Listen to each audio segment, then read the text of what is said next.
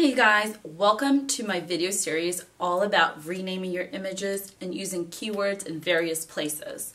Sometimes photographers and creatives know which desired keywords they want, but they don't know exactly where to implement them, or they think they just should stuff a bunch of words on their website, but that is not the case. Stay tuned and watch the next set of videos so you're going to learn where you can use keywords for your creative business. Thank you. The first place you want to implement keywords is definitely in your image renaming. This is extremely important because search engines, they don't see pictures, they don't see videos, they see the text surrounding photos and videos.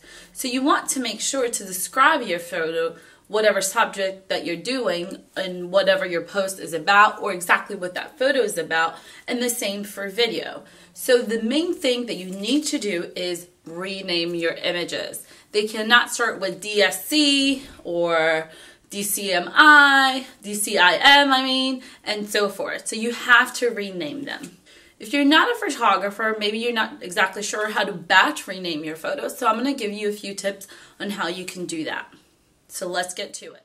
So if you don't have tons of images to upload into a blog post, for example, you can manually rename the file, the title and description, and also the alt text right inside of WordPress. I believe Blogger has an option to do this as well. So when I add my media, you see here I have URL, title, caption, alt text. Caption, the text will be visibly seen in a blog post, so I never fill this out. So my title here, my blog post is about SEO for creatives, but it's also about joining my Google Plus group. So I could put here SEO for creatives, so you want to fill out the title. The alt text is more so about like what is that image exactly about. So I should really put here SEO Google Plus group. And then the description is usually full sentences. So I put here SEO for artists, creatives, and photographers, learn to get found online, SEO for dummies. Alt text, you can leave prepositions out. So if you're a photographer, right? So here you could see my other photos. I have here for my son's birthday. Then I could do see mom and son photos. I like using the word photos and pictures a lot in the alt text to like tell the search engine that this is a photo. And I could be here, boys birthday party photo shoot in South Carolina or something. So it's really going to depend on the subject, on what that post is about, and so forth. So back to my example here, this is what I have and this is what I would put. And then I would go insert into post and I'm going to use it as a thumbnail. And voila, that is ready to go. So let's say I had more images, I would do exactly same format. So updating the title, updating the alt tag, and the description. It's very important that you have a variety of text. So you don't want all your titles to be the same. With my photography stuff, many times I copy and paste and just change one word or two because I have like 20, 30, 40 photos in a blog post, and that could be really tedious. But there is a shortcut where you could bulk rename in Lightroom if you have Adobe Lightroom, or even you can bulk rename using a software, standalone software, which is great for image collage for your blog post, and it's called Blockstomp. So next I'm going to show you how to do those two things. So let's pretend these are actually not all edited, but let's pretend these photos were ready to be exported. And when I rename my photography work related stuff, I usually do name of town, or if there's a wedding venue. This was a very small intimate wedding. They just had a ceremony and we went to the beach for some pictures. So I could call it intimate ceremony wedding, garden beach wedding, garden city, where it was taken. So let's say I'm going to use just intimate wedding. So when you go to export here in Lightroom, what I do for my work is I create like a subfolder here under the clients folder, which I could call, I actually do call it sneaks or blog and slideshow, because usually what I'm posting on Facebook, I'm in a blog anyway. So I create a subfolder called one of those two things. So you see here, my last photo was bride walking aisle, which was related to a picture about bride walking down the aisle. So I use custom name and sequence. So I'm going to put here small ceremony beach.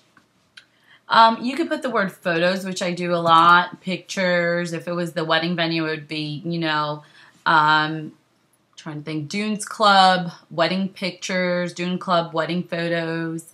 It could be just Myrtle Beach wedding photographer if I wanted to. So once you pick what you're going to use, then the custom sequence make each picture a different title. So I will export that. When I go back to my blog post, let's say I was blogging those pictures, which I'm really not. I'm going to go to Add Media. So it looks like it's still exporting. So let's do these two. When I import this, you're going to see that the title is already filled out. Now it does these dashes, which actually can be good because that's what search engines automatically do anyway. But if you want to put it without the dashes, you can as well. So my alt text would be bridegroom kissing beach photos. So it's very loose. It's what's the picture's about. My description would be small intimate ceremony at Garden City Beach in South Carolina. Loved how sweet these two lovebirds were.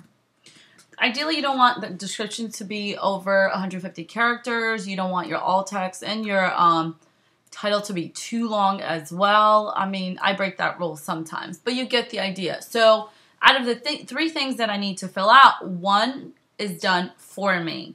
So this is kind of making the keyword renaming of your images part of your daily workflow, which you really should, to make things easier, because you want SEO to become a natural thing for you, something that it's so much easier and lighter on you instead of being obsessed or worried that it's too technical for you to do every day. And then you would insert the photos into the post, which this post is not about that, but just so you could see. A tool that a lot of photographers use, and I think it's a great tool for any type of blogger, is called BlogStomp. So it's a standalone software, and basically it does a lot of the hard work for you as far as image collage for blog posts, and it has an SEO feature, which is really interesting. The cool thing here is too, let's say you have different blogs or different logos that you need to use, you could save it as a preset here, and you import the images. So I'm going to import a few so you can see its magic. So I'll take these for example, which is an engagement shoot. So the cool thing about, and you see here that I have renamed them already, Myrtle Beach Engagement Session. But as you can see, they had a copyright from Lightroom already. So you can add a border. You could do it with no logo. So I'm going to do no logo since I have a logo on here already. So basically, let's move this around. You can pick the photos, and it gives you options on how it's going to be on the blog with collages. I actually don't like the border too much. Let's do white border for now. So it gives me all these options, and let's say I want this, but I want another photo. If I go mix it up, then look at that. It's wonderful. And here is, if let's say these are already watermarked, I could take this off. I could switch it around and so forth. So it's a really cool tool to check out in order how to make if you ever were interested in making some fun, cool collages for the blog post. And it does it like in seconds. So I hit stomp it, done.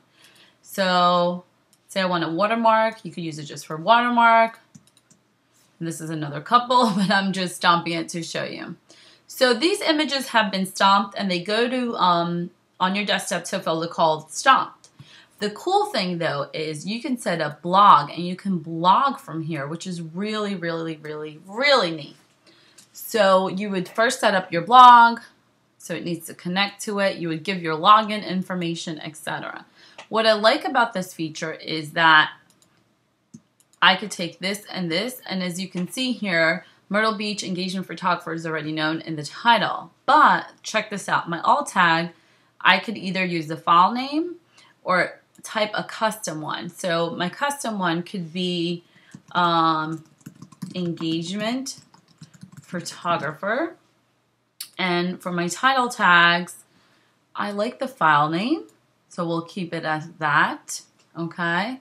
So here, I could actually write from here already. So like, I had the best time photographing Cammie and John for their Myrtle Beach engagement session.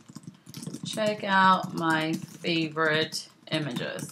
I really love kind of blogging from here too. So what I'm going to do is I'm going to upload it as a draft.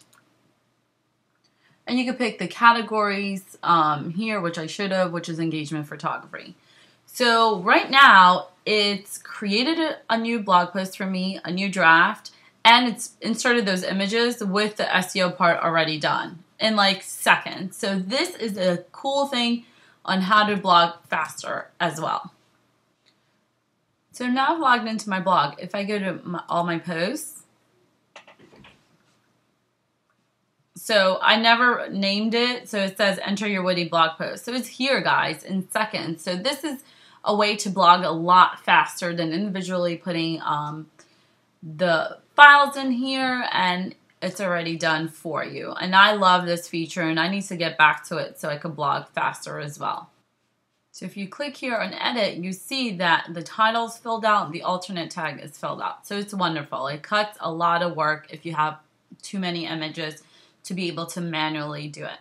Last but not least, of course, there's other ways for you to batch rename your photos. If you Google, there's some free tools for Mac or for PC. It's going to depend on what kind of computer you have and so forth. So these are the two main ones I use. I know you could batch rename in Photoshop.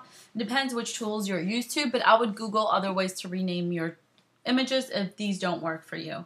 I hope you've enjoyed this video. Stay tuned for part 2 of where to use your SEO keywords.